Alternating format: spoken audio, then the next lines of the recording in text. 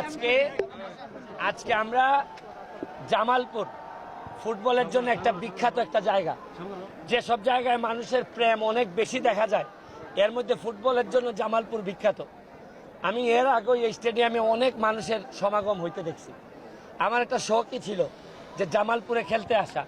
এই শখটা পূরণ করতে সহযোগিতা করেছেন আমাদের মাননীয় মেয়র সানু ভাই, আমি ওনাকে ধন্যবাদ জানাচ্ছি। শুনেন, এখানে কিন্তু আমি কালকে রাতে 4টার সময় ঢাকা এসে পৌঁছাইছি আমার এলাকা থেকে। যেহেতু আমি মেম্বার অফ পার্লামেন্ট, আমার প্রতিটা কাজে এখন ওই জায়গায় থাকতে হয়। আমি 4টার সময় এসে আবার সকালবেলা চলে আসছি জামালপুরে। আমি আপনাদেরকে হারাইতে বা জামালপুরকে হারাইতে অথবা আমি জিততে আসি নাই, অথবা জামালপুর জিতুক এটার জন্য আসি নাই।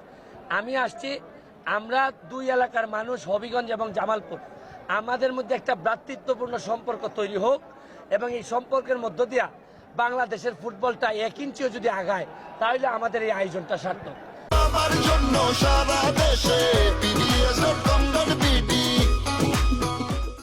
আমি ফুটবলের ব্যাপারে প্রতিবাদ করতেছি বহু আগে থেকেই। প্রতিবাদ করতে করতে আমি এখন মেম্বার অফ পার্লামেন্ট, আমি এখন মাননীয় প্রধানমন্ত্রীর সামনে কথা বলতে পারি। আমার একটা বিশ্বাস, ফুটবলের যে গণজাগরণ শুরু হয়েছে, আপনারা জানেন বিভিন্ন বিষয়ে দুর্নীতির বিষয়ে তদন্ত হইতেছে। আমার যতটুকু সাধ্যের মধ্যে আছে, আমি মেম্বার অফ পার্লামেন্ট হিসাবে শুধু আমার এলাকার ফুটবল না, বাংলাদেশের ফুটবলের উন্নয়নে কাজ করব।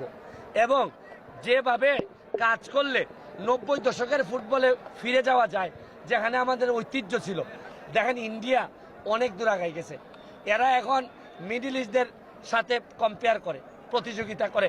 আমরা এখনো সাউথ এশিয়াতেই টিকতে পারি না, আমরা ফার্স্ট রাউন্ডে আমরা বাদ হয়ে যাই। আমি চেষ্টা করে যাচ্ছি, যেহেতু আমাদের সবার প্রথম প্রেম ফুটবল, এই ফুটবলের প্রেমটা আবার ফিরাই নিয়ে আসতে চাই। আমরা সবাই আবার মাঠে আসতে চাই। দেখেন, এত সুন্দর মাঠ, যারা এই জামালপুরের মাঠটা বানাইছেন তাদেরকে আমি ধন্যবাদ জানাই। কিন্তু মাঠে মনে হয় না খেলা খুব বেশি হয়, খেলাটা আবার ফিরাই আনতে হবে। আমি আবারও ধন্যবাদ জানাচ্ছি মেয়রকে, মেয়র মহোদয়, যে এই খেলাটার মধ্য দিয়া পাবলিকের যে একটা গ্যাদারিং তৈরি করতে পারছেন। আমার বিশ্বাস, আমাদের খেলা শেষ হইলেও পরেও মেয়র এবং মাননীয় এমপি মহোদয়, উনি আমার কলিগ আমার সংসদে, উনি সহ আপনারা যদি রেগুলার বেসিসে টুর্নামেন্ট চালু করেন অথবা বিভিন্ন একাডেমি চালু করেন, তাইলে কিন্তু একটা সময় জামালপুরের ফুটবলের সাথে বাংলাদেশের কেউ কুলায় উঠতে পারবে না। এটা আমার একটা বিশ্বাস আছে। আমি আবারও ধন্যবাদ জানাচ্ছি। আজকের খেলাটা খুবই সুন্দর হবে, এই প্রত্যাশা আজকের মতো বিদায় নিচ্ছি। Thank you.